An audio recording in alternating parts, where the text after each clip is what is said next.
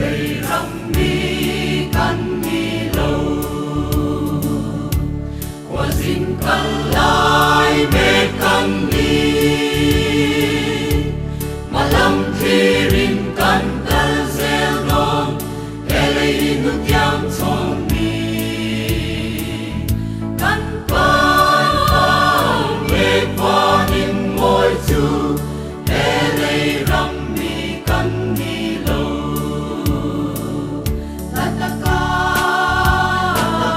ram moya trong me moya chua nung lu kong har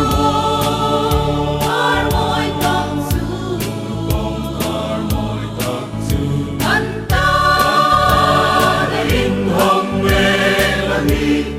rang kat sa ko pui moya kan nu tuai don lo mang mu lei ram mi kan mi lo sa tuan al pa qua le tui ma mai na lal rau lua tu ama na trong pui tu le ande na chang tu kan mi ko ve li bo ma se la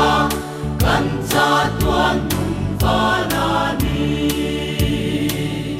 tataka ram moya trong me moya chua nung lu kong har moi tak su har moi tak su kan ta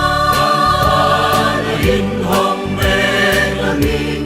rang kat sa ko pui moya kan lu tuai don i lo mang bu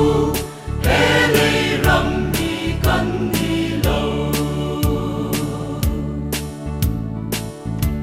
sa tuan ram mi kan mi